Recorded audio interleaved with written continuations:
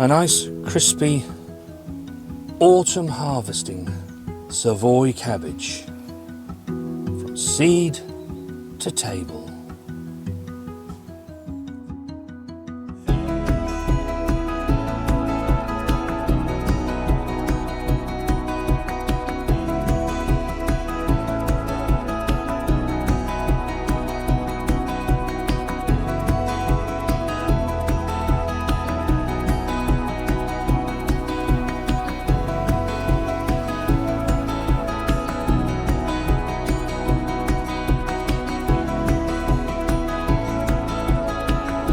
Hello and welcome to the New Dig Norfolk Gardener channel, and to here in our garden in Norfolk, midway between the fine city of Norwich and the coastal town of Great Yarmouth.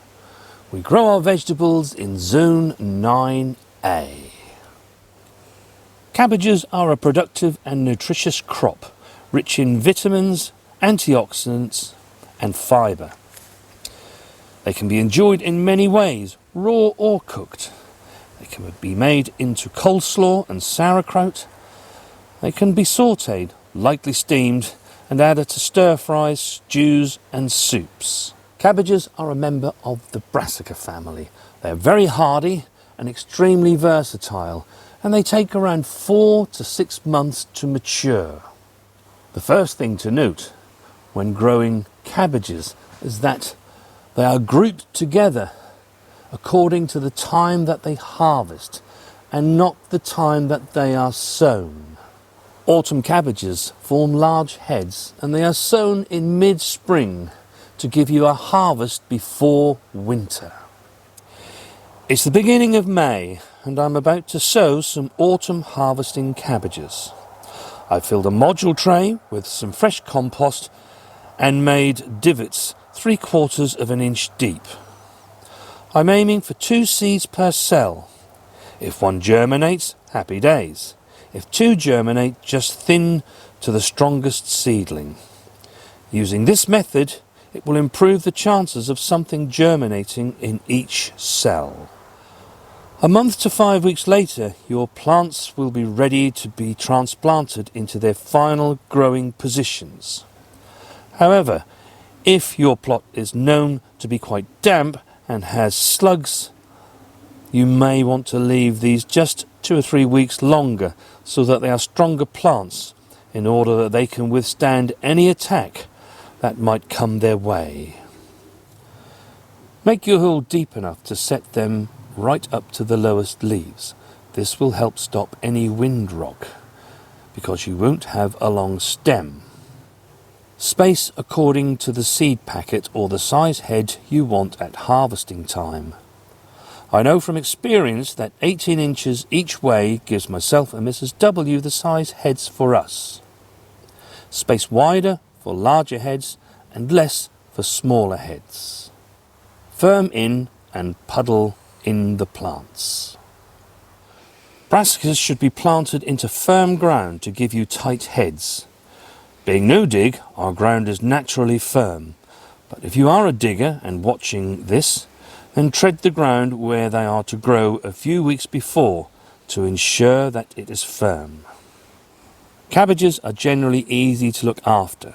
If it doesn't rain for a week or more, then water them. Also remove any faded leaves all through the year. In that way, Mr. Slug won't come along to eat your brassicas. Today I'm just going to show you a quick recipe that I do quite frequently actually for using up leftover vegetables. It's a cabbage and root vegetable bake. It's quite straightforward. I've already pre-cooked everything here. So today the root vegetables that I'm using are swede and some mashed potato. I'm going to mash these all together in a minute. But you could use alternatively parsnip, carrot, turnip, kohlrabi. They all mash quite nicely and could be added into this. Just whatever you've either got or you fancy, it works well, whichever way you do it really. For today's recipe, I've got 500 grams of boiled potatoes and 350 grams of boiled swede, which I've boiled them together and I'm now about to mash together. There's 250 grams of cooked leftover cabbage. I've gently fried off 4 rashers of streaky bacon, and then I've added into that, once that had crisped up a little bit, I turned the temperature down, softly fried one medium chopped onion and 2 cloves of garlic.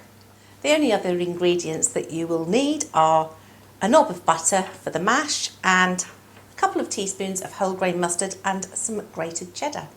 Add in my knob of butter.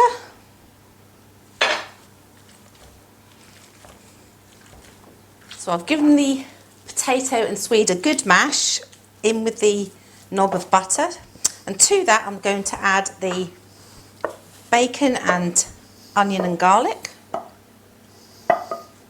Just tip that straight in.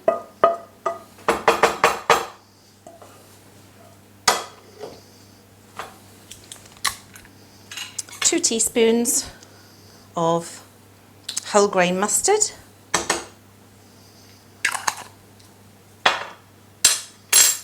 Some pepper and salt to taste, really, seasoning how you like it. We like quite a lot of pepper.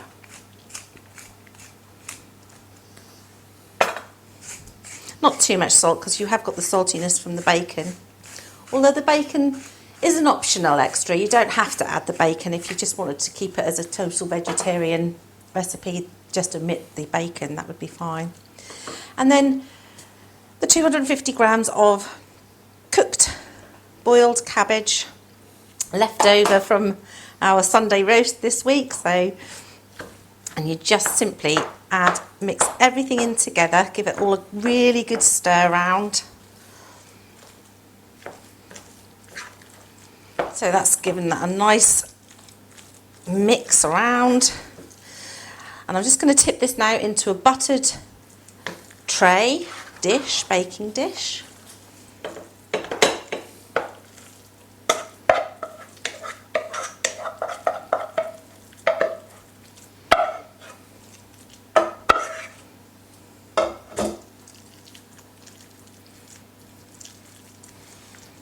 Just leave it a little bit. I don't like to smooth it over. I always like to leave it so you get some nice crunchy bits on the top. And then simply just top that over with some grated cheddar.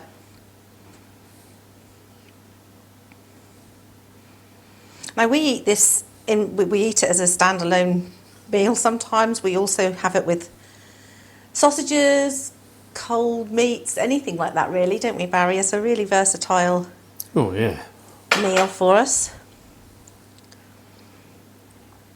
And the other thing that I like to do with this, it really does make a superb alternative topping to a cottage pie or a chicken and leek pie, whatever, anything really. It's just a really lovely different sort of topping. So I'm going to pop this into the oven now, 200 degrees centigrade, that's 180 fan, gas mark 6, for approximately 20 minutes or until the cheddar has started to go a nice golden brown. So this is the cabbage and root vegetable bake, and I'm going to dish a little bit up so you can see what it looks like, and hopefully for Mr. W to come and have a try.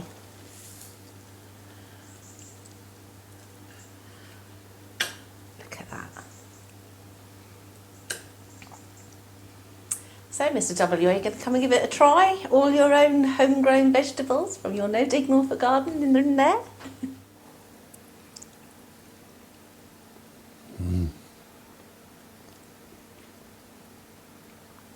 That's absolutely fantastic.